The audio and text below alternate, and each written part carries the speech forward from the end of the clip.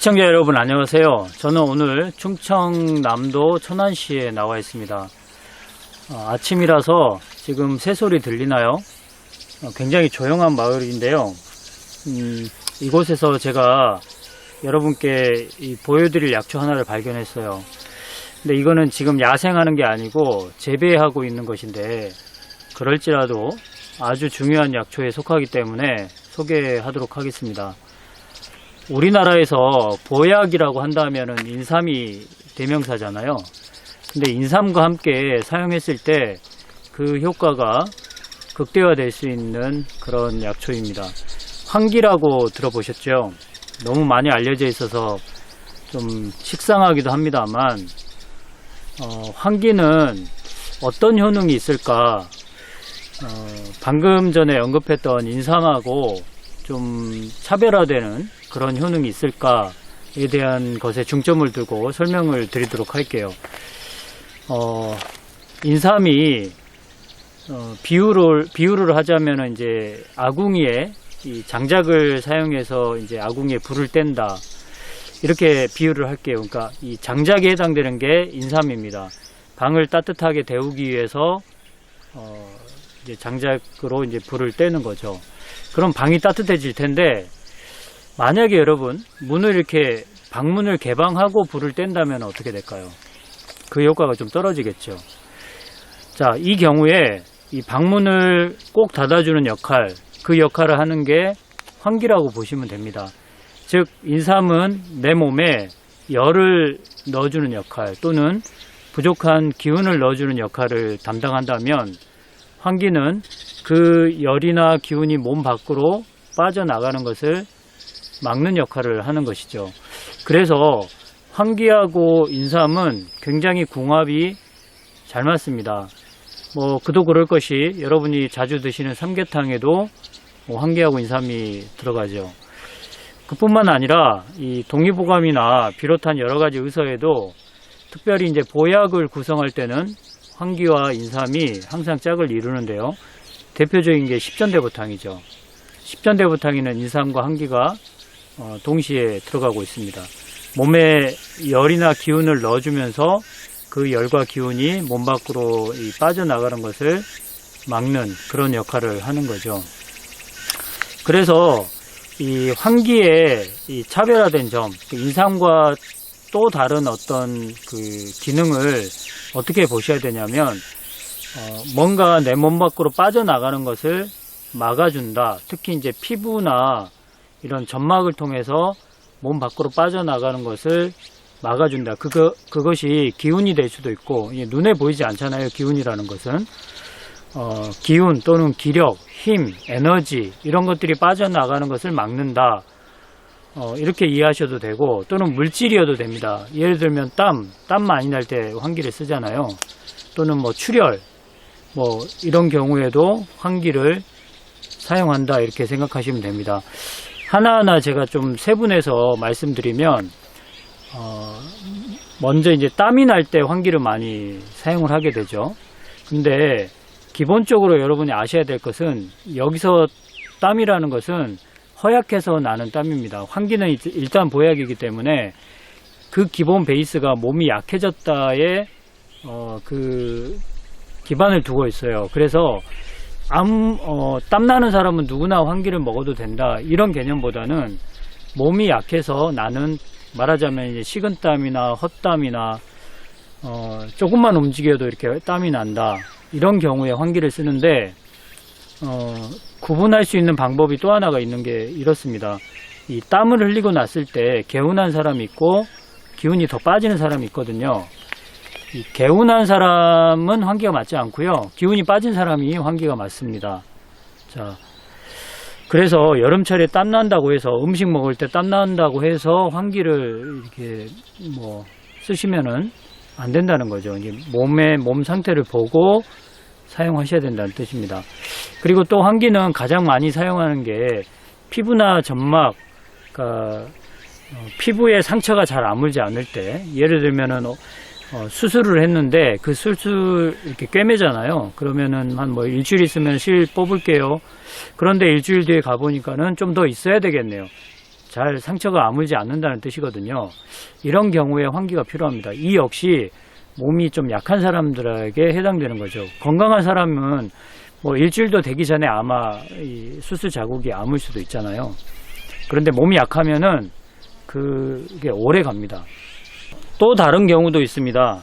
그러니까 피부 말고 이 점막에 염증이 많이 생기는 경우에도 환기를 쓰거든요. 예를 들면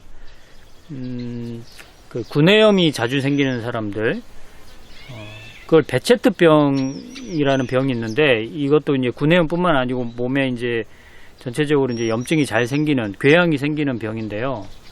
이런 경우에도 환기는 굉장히 좋은 역할, 그러니까 비유를 했다시피 문을 좀 약간 닫아주는 역할을 하기 때문에 이 만성 궤양, 만성 염증에도 환기는 아주 좋습니다. 이 역시 스트레스나 과로 또는 노화 때문에 몸의 기능이 좀 떨어지는 경우에 환기를 사용한다, 이렇게 생각하시면 됩니다. 마지막으로 환기는 부종에도 효과가 있거든요. 피곤했을 때 붓는 사람들이 있어요. 반지가 빠지지 않는다, 뭐 밑에 눈두덩이가 붓는다, 뭐 이런 사람들이 있는데, 괜찮다가도 일을 좀 하고 나면은 기운이 빠지면서 부종이 나타나는 경우, 이 경우에 환기를 사용하시면 너무 좋아요. 이런 경우에 이뇨제를 오래 쓰시면 안 되는데 몸이 더 상할 수가 있거든요. 근데 환기는 몸 상태, 즉 기운이 좀 부족한 몸 상태를 하는 동시에 이 부종을 빼주는 그런 역할을 하기 때문에 이 근본적인 치료를 할 수 있다, 이렇게 생각하시면 됩니다. 자, 환기에 대한 설명 좀 간략해요. 제가 이 동영상을 찍다 보니까 이런 댓글들이 있는데, 뭐 부작용이나 좀 더 구체적으로 어떻게 먹느냐, 이런 거를 설명해 달라는 분들이 계시더라고요. 근데 제가 이렇게 생각하고 있습니다. 지금 이제 여름인데 이 계절이 좋을 때는 약초의 어떤 그 모습이나 이런 것들에 또 주안점을 두고 제가 지금 방송을 촬영하고 있고요.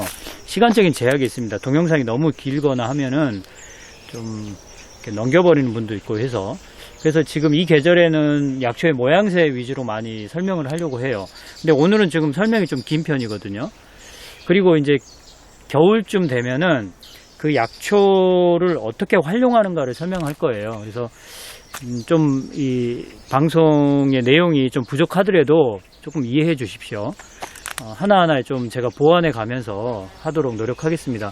자, 지금 농부께서 환기를 재배하고 있는 그 모습, 지금 꽃이 좀 펴 있기도 하고 지기도 했는데, 이 모습을 여러분 보여드리도록 할게요. 자, 앞에 보이는 게 환기입니다. 전체적인 모습을 좀 확대를 좀 해볼게요. 지금 좀 꽃이 펴 있는 상태고요. 진 것도 보이죠? 열매가 이제 맺혀 있는 약간의, 제가 줌으로 당기면서 찍기 때문에 정확한 모습을 보여드릴 수 있는지 모르겠어요. 근데 지금 일단은 꽃 모양을 좀 더 확대해 보겠습니다. 환기가 콩가식물이거든요. 그래서 이렇게 콩깍지 모양의 그 꽃을 가지고 있어요. 근데 이제 지금 콩가식물이라는 얘기가 나와서 잠시 이제 부언을 좀 해드리자면, 이 콩가식물, 우리가 콩을 비롯해서 녹두나 뭐 황기 또는 아까시 나무도 콩가식물이고요. 이런 콩가식물들은 보통은 해독작용이 있거든요. 환기도 마찬가지로 해독작용이 있습니다. 그래서 물론 이 환기의 특징은 계속 말씀드렸지만, 몸이 약한 사람들, 그런 사람들이 해독작용이 잘 안 될 때 사용한다, 이렇게 생각하시면 됩니다. 자, 이 꽃 모양을 보셨고, 옆에 보니까 조금 이제 지고 열매가 맺는 형태가 좀 보이죠.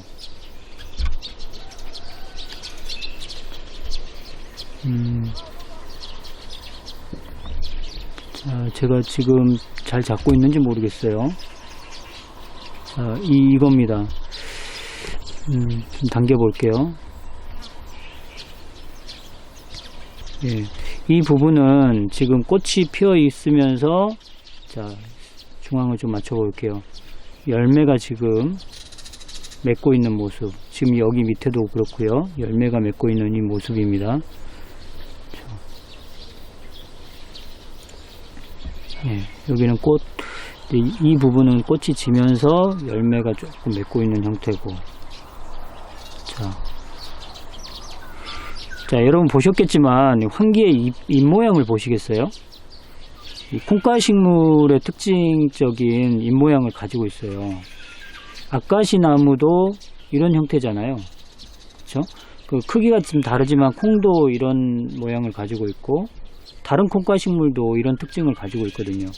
제가 다음 주쯤에 또 다른 콩가식물을 하나 소개해 드릴 텐데 지금 꽃이 펴 있어서 제가 촬영을 좀 해야 되겠다 이렇게 맘먹고 있는 그런 약초가 하나 있는데 그것도 콩가식물이거든요.